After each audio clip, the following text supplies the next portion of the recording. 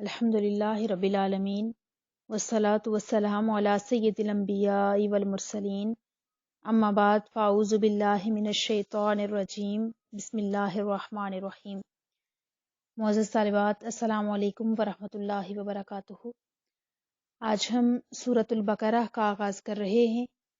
یہ مدنی سورت ہے اور اس سورت میں 40 رکوع اور 286 آیتیں ہیں۔ اس کو بقرہ اس لیے کہا جاتا ہے کہ اس سورت کے اندر بنی اسرائیل کی ایک گائے کا واقعہ بیان کیا گیا ہے۔ اس کی مناسبت سے اسے سورہ بقرہ کہتے ہیں، کیونکہ گائے کو عربی زبان میں بقرہ کہا جاتا ہے۔ احادیث میں کثرت سے اس کے فضائل بیان کیے گئے ہیں، جن میں سے چند ایک یہاں پر ذکر کروں گی۔ آقا علیہ الصلوۃ والسلام نے ارشاد فرمایا کہ قرآن پاک کی تلاوت کیا کرو، کیونکہ وہ قیامت کے دن اپنی تلاوت کرنے والوں کی شفاعت کرے گا۔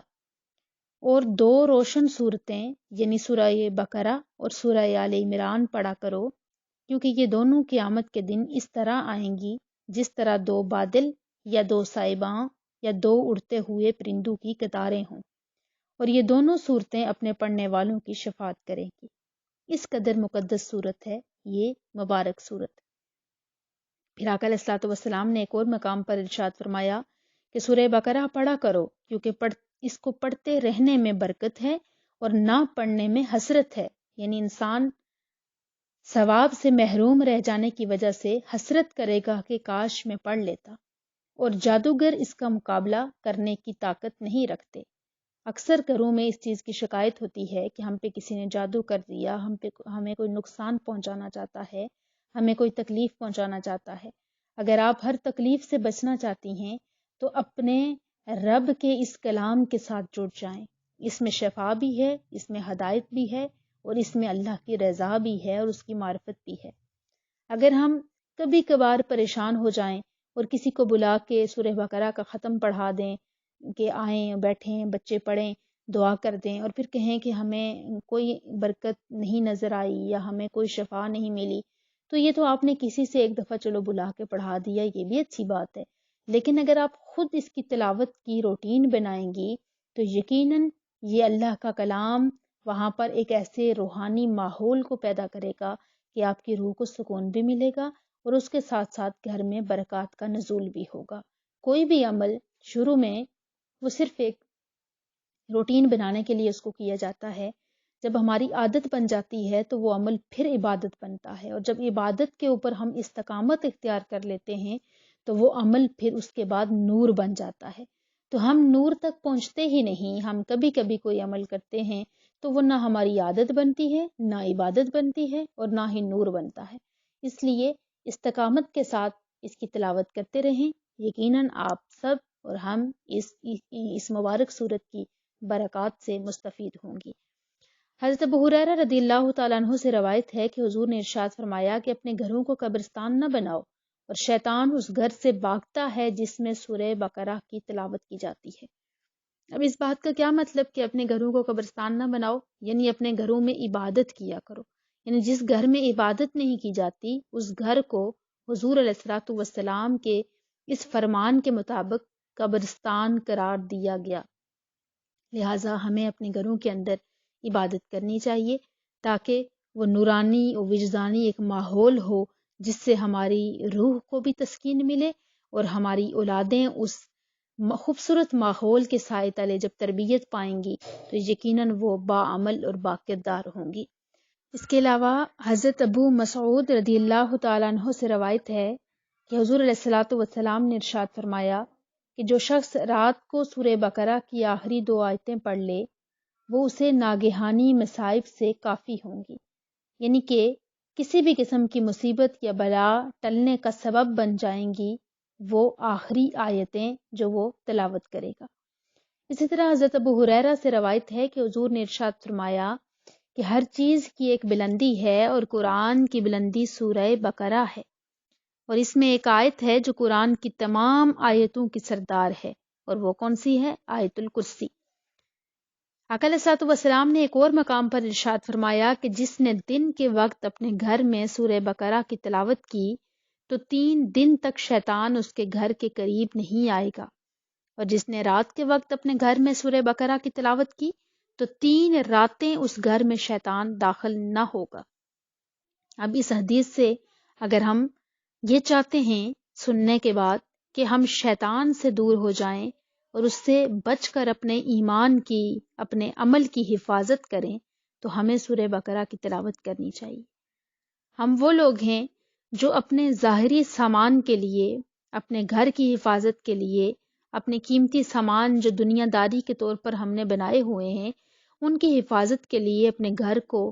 خوبصورت بھی بنائیں گے اور حفاظتی تدابیر کو بھی مد نظر رکھیں گے۔ لاک سسٹم رکھیں گے، گیٹ کا اہتمام کریں گے۔ بعض اوقات تو کچھ ایسے گھر ہیں جہاں پر باہر گارڈ کھڑے ہوتے ہیں کہ کہیں ہمارا قیمتی سامان کوئی نہ لے کے جائے۔ وہ قیمتی سامان کیا ہے؟ وہ دولت ہے، وہ پیسہ ہے، وہ مال و زر ہے جو اسی دنیا میں رہ جانا ہے، مگر اس کی حفاظت کے لیے ہم ہر ممکن تدبیر کرتے ہیں۔ مگر ایک ایسا دشمن جس کے دشمن ہونے کا ہمیں غالب یقین اس لیے ہے کہ ہمارے رب نے قرآن میں ارشاد فرما دیا کہ شیطان تمہارا کھلا دشمن ہے۔ اب وہ اپنی دشمنی میں آج تک قائم ہے۔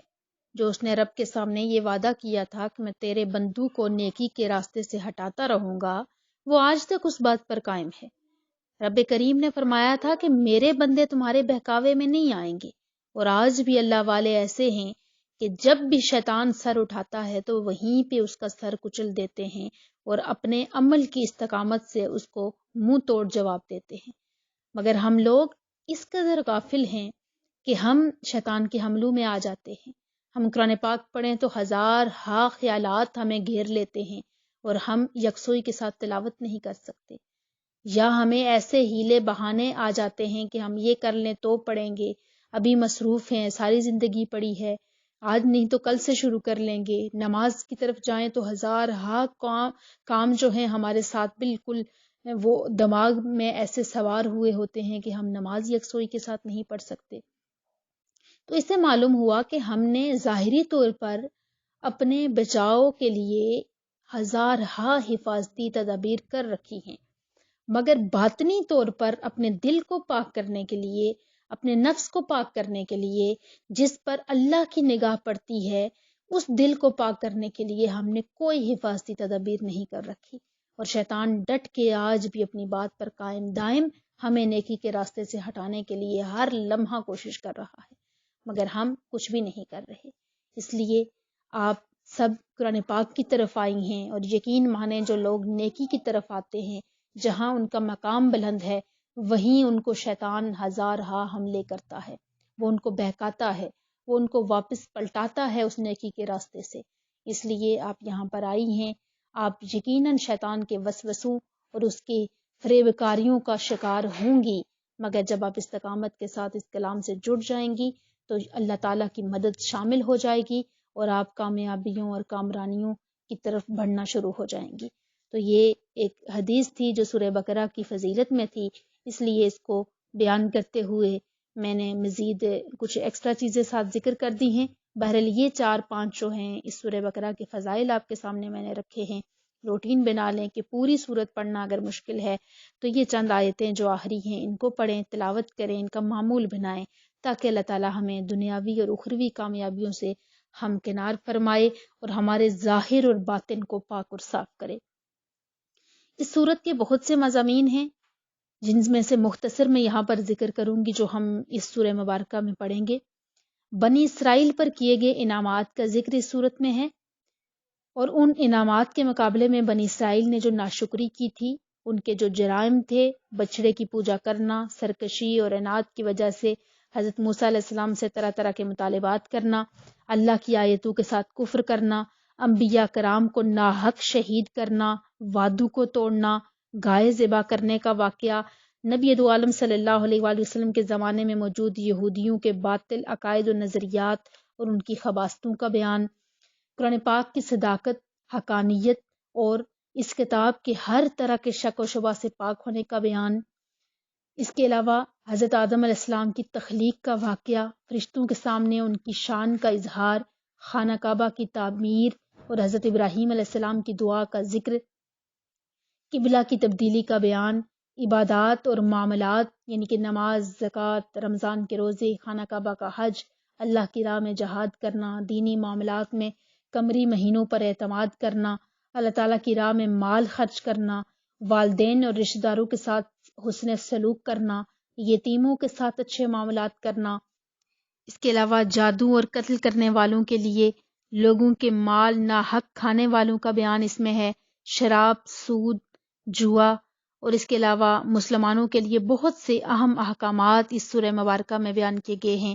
حضرت ابراہیم علیہ السلام کو 4 پرندوں کے ذریعے مردوں کو زندہ کرنے پر اللہ تعالیٰ کی قدرت کا نظارہ کروانے کا واقعہ بھی اس سورہ مبارکہ میں ہے۔